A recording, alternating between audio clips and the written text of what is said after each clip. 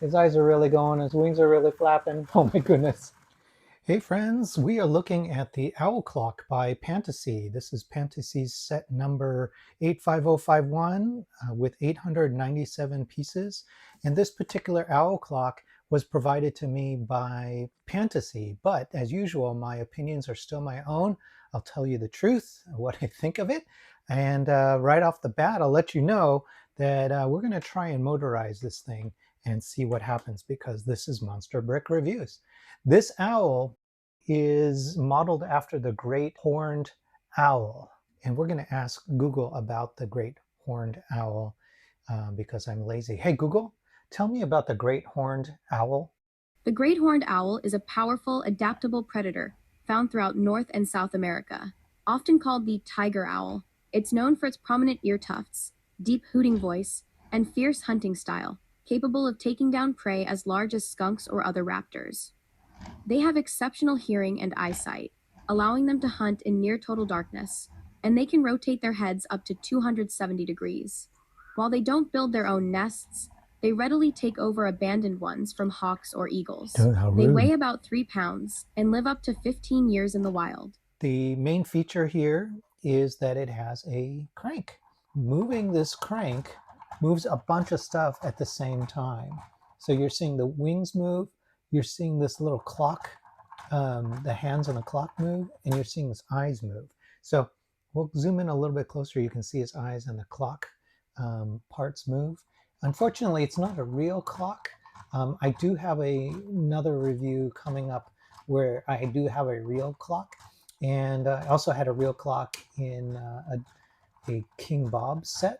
But this one has a face that it comes in this like special piece, and you can peel this layer off of it. It comes matte, but you peel the layer off of it, and it becomes clear. And so that's probably the standout part in this set. But the overall shaping, I love. It's really well done, especially with these kind of like formidable eyebrows that you see on that particular type of owl. And starting here, with his eyes, look at how they wiggle just a little bit, and you can place those, kind of put it wherever you want and have them wiggle, but I think that's just enough for it to kind of come alive. The colors and the shaping there are really pretty good too. I like that beak and the choice of color they use there, and the ingot there, and then just a little bit of tufts under here, and you can almost see him being able to turn his head all the way around. Sadly, this guy does not turn his head at all. It's just clicked in with the bricks. With the clock piece here, these are sort of fixed in place. You have to choose a 90-degree angle for these hands. You can put them anywhere you want as long as they're 90 degrees apart from each other. And it does have the numeric Roman numerals for 1 to 12 inside that clock. I do like the use of these handcuffs. I've never seen handcuffs used this particular way to make something feel a little bit more ornate, other than in architecture. And then, of course, he's got his little talons, which are really nice, nicely done there. And we go over to the side. You can see the shaping on his wings. Not bad. Like you get tufts going in either direction. This feels kind of tufted and fluffy. And then, of course, you've got these sections kind of sticking out of his wings too. These are a little bit posable, and you've got a couple of them. And then his tail, I like how they've done his tail. It's pretty solid brick built, three pieces essentially. And then as we go up, you can see this shaping and the curve that you've got here. So he's got a very cool like curve that comes down that probably took a lot of work to get just right.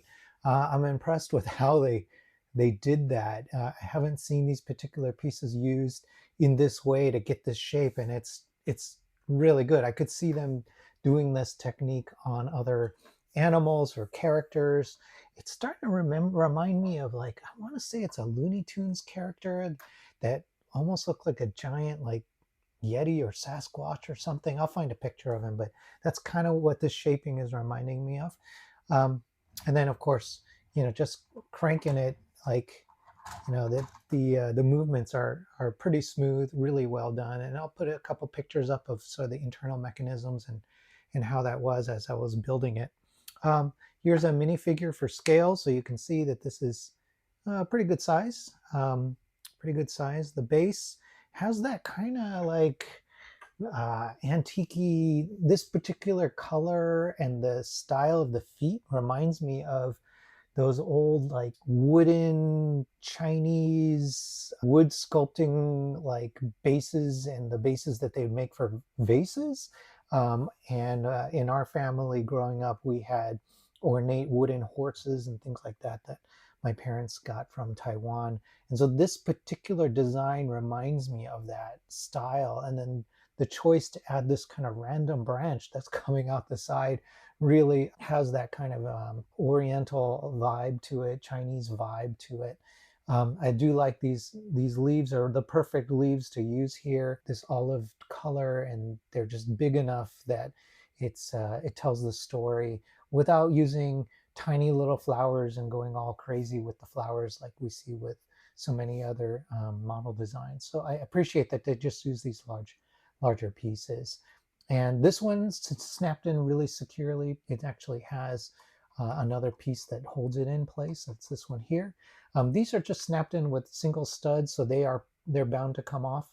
I do like the rounded shaping that you've got here, and then of course the feet. They're all a little bit slightly different, each of these feet, which I like the fact that they did that. And then just these unexpected uh, details where it kind of changes direction on the angles. I mean, that I think is kind of fun. And then you'll notice if you look carefully, I think these two are different from side to side, right? This one's slightly shorter than that foot, you know. So I do like that they've gone ahead and made those decisions. I think if this was a model that just sat with just the owl on the tabletop, it wouldn't be the same. This is a situation where adding that display base really added to it, I think.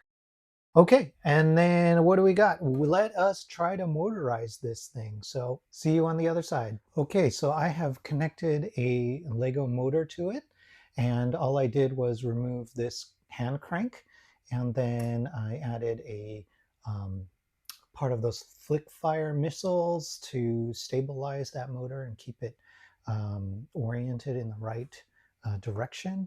And then I have a train regulator hooked up to it. All right, so let's back out a little bit. Let's start that moving and see how it performs. All right, so I guess the direction really doesn't matter, but we'll start with just kind of a 1. There we go. Not bad, there you go. Let's go to a 2.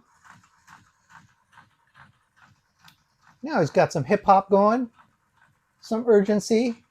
Oh, time is going backwards. All right, you know what? Let's do this right. Time should go clockwise, literally should go clockwise, and it should go into the future. All right, so back to 2. Here's 3. All right, let's zoom in a little bit. 4. Now his eyes are really having some, his eyes are really going, his wings are really flapping. 5. Oh my goodness. I can hear this thing about to shake itself apart. We'll go to 6 before it completely.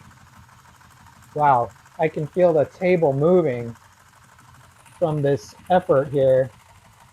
Wow. Woo, time flies when you're having fun. Okay, poor owl. You want to cool down? He's going to cool down a little bit. Oh, all right, buddy. Thank you. Okay, I'm not going to lie. I think that was kind of fun. I mean, it was making so much noise. It didn't pick up on the microphone, but it was shaking the whole table. And this is a really solid table that I have, so it was really going.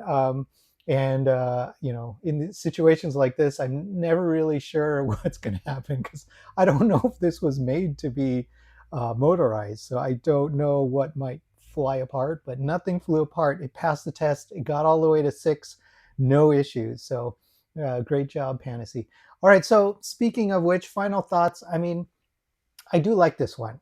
Pantasy sometimes they have different designers, right? Sometimes things are a little bit super ornate, they add a lot of gold. There is no gold on this. Somebody resisted putting gold here for the very corners, which, this would have been the perfect thing to put all sorts of gold and things on it. But, they went with a subtle design kind of scheme, color scheme, and I appreciate it. I really do. And it has this perfect base. So you botanical and bonsai people out there are gonna love that it has a base that fits in with your bonsai, and it has something that looks like it could be a clock, and you can just get to the crank really easy to show this off to your friends without it actually having the complexity of a clock, which is perfectly fine. And do you really need it to tell time? I mean, really, twice a day, it'll be right, right?